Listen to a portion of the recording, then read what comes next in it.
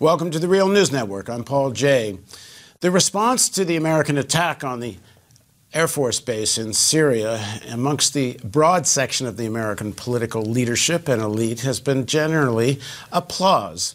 The leadership of the Democratic Party, Republican Party, most of the mainstream media, even the supposed progressive media, for example, like Rachel Maddow, have all been encouraged and supportive of this attack, vilifying, of course, the Syrians for committing this heinous crime against humanity of dropping sarin gas on a populated area. The question of who actually dropped it is barely raised. We're told by the American government that the Assad government did it. One wonders how they know so quickly. The one person that actually raised this question rather seriously and straightforwardly was in the United Nations meeting of the Security Council Friday morning. And here's what the Russian ambassador to the UN had to say. Those who undertook this attack are in no way interested in an impartial investigation by the competent international authority to find out exactly what took place in Han Shaikun. And I will say even more, you are afraid of such an investigation. You are afraid of a real, genuine, independent investigation. What would happen if the outcome of this investigation would contradict your anti-government paradigm? So is the accusation of the Russian, I should say, deputy ambassador to the United Nations, is his accusation correct? Why did the United States act so quickly? Now joining us to discuss this issue is Larry Wilkerson. Larry joins us from Falls Church, Virginia. He was former Chief of Staff to U.S. Secretary of State Colin Powell, currently an adjunct professor of government at the College of William and Mary, and a regular contributor at The Real News. Thanks for joining us, Larry. Thanks for having me, Paul. So what do you make of the ambassador's accusation? But the bigger question is, why did the Trump administration act so quickly? How could the intelligence be so definitive so fast?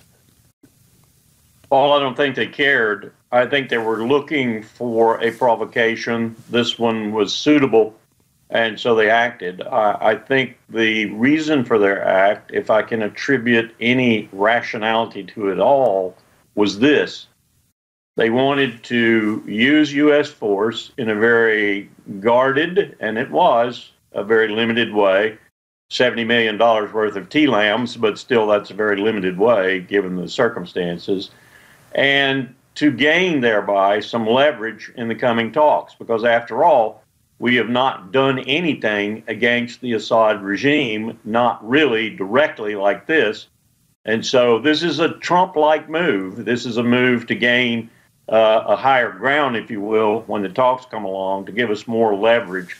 I think personally that the provocation was a Tonkin Gulf incident or an Iraq failure to disarm 5 February 2003 at the United Nations Security Council. In other words, it was not exactly good intelligence. In fact, most of my sources are telling me, including members of the team that monitors global chemical weapons, including people in Syria, including people in the U.S. intelligence community, that what most likely happened, and this intelligence, by the way, was shared with the United States by Russia in accordance with the deconfliction agreement we have with Russia, that they hit a warehouse that they had intended to hit and had told both sides, Russia and the United States, that they were going to hit. This is the Syrian Air Force, of course. And this warehouse was alleged to have ISIS supplies in it. And indeed, it probably did. And some of those supplies were precursors for chemicals. Or possibly an alternative, they were phosphates for the cotton growing, fertilizing the cotton growing region that's adjacent to this area. The bombs hit, conventional bombs, hit the warehouse. And because of a very strong wind and because of the explosive power of the bombs, they dispersed these ingredients and killed some people. And incidentally, as Paul Pilar has pointed out in a good article that I just read, we have killed more people incidentally to our strikes. And Assad has a number that were killed in this incident. And Assad has a number of ways, including his artillery, which, by the way, a no-fly zone would not stop. of killing people, and killing people in much greater numbers than this, as he has demonstrated over the past years. So this is nonsense to call this the kind of provocation of what we did, unless one considers the rationale that I just suggested. Now, there's journalists on the ground that have gone there, Western journalists who've been looking for the warehouse that it's been spoken of. One, I think, from The Guardian had photographs of what was supposed to have been the warehouse, and it looked empty. There's apparently another story that this was all supposed to happen in some barn, and they went in there and found only a mule. Wouldn't there be some evidence of such a warehouse? Yes, there would be, but I think this is probably the kind of speculation that takes place when something like this happens. And I agree with the Russian ambassador that it would be good if we had an internationally sponsored, hosted UN, for example, investigation and the forensic team that would accompany that. But I don't think we're going to get that. And by and large, I would think that the people who perpetrated this, shall we say, hoax, would have the area cleaned up as much as possible before such a team got there. So I'm not sure that would do anything. And as I said, in the bigger scheme of things, Paul, we kill more people with our airstrikes, incidental collateral damage, if you will, than this did. We did in Mosul recently. Yeah. And Assad has killed tens of thousands of people with his barrel bombs and his artillery and so forth. So this is really not that significant an incident. And yet, look what we did, Paul. We made it a Tonkin Gulf. We made it a Iraq WMD so that we could make our strike. We had no concern with whether it was a genuine provocation or not. We just wanted something on which we could base our strike, and we got it. Well, here's another clip from the Russian ambassador, because they're saying that this was a violation of international law, that these strikes were illegal. Let's roll that clip. We describe that attack as a flagrant violation of international law and an act of aggression. We strongly condemn the illegitimate actions by the U.S. The consequences of this for regional and international stability could be extremely serious. So what do you make of that? That this was illegal? He's right. But let's look at what he's talking about. We did the same thing to Iraq. Iraq was a sovereign state that we recognized as such, and we attacked it in 2003. Let's look at what we're doing with drones right now. My information tells me, and I think it's pretty accurate, that we're flying drones right now across the borders of 7 countries, 6 of whom we are not at war even under the AUMF. And we're killing people across those borders in those countries. So when you talk about violation of international law, we're leading the world in that respect. The report comes to Donald Trump. I'm speculating here.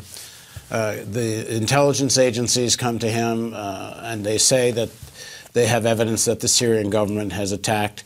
In the normal course of things, one would think you would take your evidence and you'd go to the Security Council, and even if you think that the Russians are likely to veto and so on, you would at least create a world moral stage where you would show your evidence. They didn't do any of that. You're suggesting it's to gain the reason to go ahead and just strike is really for political objectives. It has nothing to do with, really being concerned about the chemical attack or the deaths of the people. But there's more to the politics, too. There's these coming talks you're referring to, which at some point there'll be these talks to discuss the political outcome of the Syria situation, one assumes at some point. But in the shorter term, isn't it more even just domestic politics? Now all of a sudden Trump has stood up to Russia. Trump is taking on Assad. Trump gets to shut down the whole conversation in Washington, which is all about his connections with Putin and Russia. And now he's stood up against them. It seems so obvious that it's unbelievable. It isn't more of a talking point on corporate media. Thank you. You want to come teach my seminar? That's what I teach every Monday for 3 hours. Domestic political context, international circumstances, those are all elements of my framework. How those things impact fateful decision-making, decisions to send young men and young women to die for state purposes.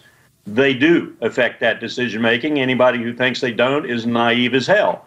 And they're affecting Trump's decision-making in much the ways you just suggested. I mean, the things you have heard from some of your connections within the intelligence community and some of the agencies that look into these issues, this had to have been presented to the Trump administration as well. That there is the possibility that this was created by the anti-Assad opposition, and certainly in terms of political gain. It's just days after Trump announced that Assad would not be the target. The U.S. was not trying to overthrow Assad. There should be, if you want, a broad front to fight against ISIS. Several days later, this happens. The whole thing gets turned around. I mean, it almost makes you wonder if it isn't an extension of his war with the U.S. intelligence community, that, in fact, he was kind of cornered into doing this rather than it being his plan. I wouldn't be surprised if there were an element of that, but I do see an element of Trump in this too, and I see an element of Trump taking advantage of the moment, and that is to say, pressures on him from a number of different directions, which you've suggested some of, and all of a sudden there comes this provocation, and he can go on TV and he can show pictures of babies, and he can lament the fact that this is a horrible way to die and everything. I would suggest for him that anyway is a horrible way to die, whether it's an artillery round or a chemical weapon. And he can use it. And this is what this guy's principal forte is using the moment, reality TV, if you will, in order to impact for a moment the political landscape. That's what he does. That's what he's good at. It's also a kind of curious coincidence, perhaps not, that Steve Bannon leaves the National Security Council, 2 days before this happens? I wonder, was there some kind of fight over this issue, or were they getting rid of him so that he wasn't part of a decision-making process that led to this? I think we're seeing probably some of HR's influence, HR McMaster's influence, in trying to settle down the situation in the White House and get it to be a little more cerebral, a little more rational. I don't know why Bannon left, but I have heard, and this sounds rather odd, I think, from what we heard before, that Bannon's influence, at least with regard to the use of force, might have been positive rather than negative. And having him leave left that use and its determination mainly to the military types. Now, I'm told that there was a somewhat parallel apparatus set up under Eisenhower in the White House. Excuse me. I'm not sure of the name of it, but it was something to do with a strategic planning group, which had to do with the same kind of issues that the National Security Council deals with. And that group continues to report to Bannon. And Bannon has talked often about we're in the beginnings of a global war against Islam, what he calls Islamic fascism. And he said over and over, this is going to be bloody. Is this bombing a part of an increased presence of U.S. troops in Syria and part of this strategy of unfolding this war against Islam, what he's calling Islamic fascism? Well, I certainly hope not, but you talk about something that I think others who know them better than I do are fearful of, particularly the group that has this kind of Islamophobia as its mantra, the Frank Gaffneys of the world, if you will, and some of the neoconservatives. I don't think that John Kelly, Jim Mattis, H.R. McMaster, or any of those people who might be more sane, more sober, particularly with regard to the use of military force, are in that group, however. But I do think, and this worries me, I do think that all of those people, HR included, are exponents of our imperial power and of the military instrument as a necessary component, even maybe a first component of that imperial power. And especially right now that particularly Southwest Asia is so roiled, Russia looks like a threat, North Korea looks like a threat, and China as well. It concerns me that these military men and people associated with them, and others, as you've suggested, have this much influence on national security decision-making at this crucial point in time, because the last thing we need is another war, especially one with a peer power. We might be putting the end to this imperial reign if we start something like that. And I'd rather see us go out a little more slowly, if you will, than precipitously. Nikki Haley at the UN, the U.S. representative to the United Nations. Individual from my home state. Embarrassing to have her there. Of all the Trump appointees and all the people who are wandering around pronouncing on behalf of my country, she embarrasses me the most. Well, she went out of her way at this UN meeting Friday morning to connect Iran to these events, that Assad can only do such horrible things because Iran enables Assad. Yesterday on CNN, James Woolsey, the former CIA director, who's now apparently an advisor to Trump, Woolsey's on saying that we should use this moment to attack Iran's nuclear facilities, and while we're at it, and on, quote, on the way back, we'll take out the Syrian armed forces or infrastructure, something to those effect. I mean, are these guys outliers, or is this part of their real thinking going on here? Woolsey left the CIA directorship, you may recall, because President Clinton wouldn't see him. He had a real good reason, Clinton, for not wanting to see Woolsey. Woolsey is a dyed-in-the-wool Bill Kristol, Richard Pearl, Frank Gaffney neoconservative. I wouldn't pay any attention to Woolsey if he was telling me to get out of the way of a proceeding Mack truck. Woolsey's an idiot. Well, there may be others that are advising this policy. Okay, Larry. Sorry, go ahead. We're talking about people like Michael Ledeen and Richard Pearl and Frank Gaffney and Douglas Feith and a host of these other people. Dick Cheney. Dick Cheney. These people lie, cheat, steal. They will do anything to get what they think is necessary. And at the bottom of most of what they think is necessary is protecting Israel.